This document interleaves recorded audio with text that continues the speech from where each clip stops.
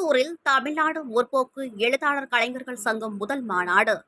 சிவகங்கை மாவட்டம் திருப்பத்தூரில் தமிழ்நாடு முற்போக்கு எழுத்தாளர் கலைஞர்கள் சங்கம் திருப்பத்தூர் கிளையின் முதல் மாநாடு தனியார் மகாலில் நடைபெற்றது.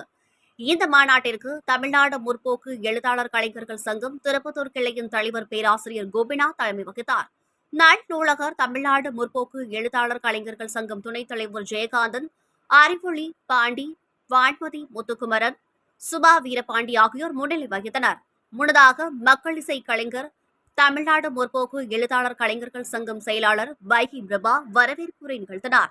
தமிழ்நாடு முற்போக்கு எழுத்தாளர் கலைஞர்கள் சங்கம் மாவட்ட செயலாளர் அன்பரசன், மாவட்ட தலைவர் பேராசிரியர் தங்க புனியாண்டி, செங்கம்புணரி வட்டார வழமைய ஒருங்கிணைப்பாளர் செய்வகமூர்த்தி, பேராசிரியர் வேலாயுதராஜா, துணை செயலாளர் ராஜேந்திரன் ஆகியோர் வாழ்த்துரை வழங்கினர்.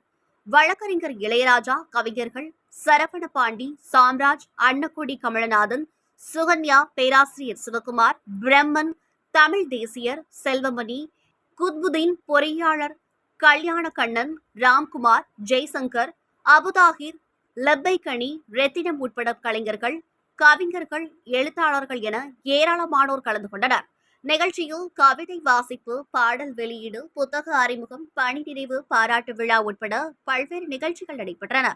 இந்த மாநாட்டில் திருப்பத்தூர் வட்ட கிளை தலைவராக அறிவொளி பாண்டி, செயலாளராக வைகி பிரபா, பொருளாளராக பொறியியல் சுபா ஆகியோர் தேர்வு செய்யப்பட்டனர். விழாவில் தமிழ்நாடு முற்போக்கு எழுத்தாளர் கலைஞர்கள் சங்கம் பொருளாளர் பொதிகை கோவிந்தராஜன் நன்றியுரை நிகழ்த்தினார்.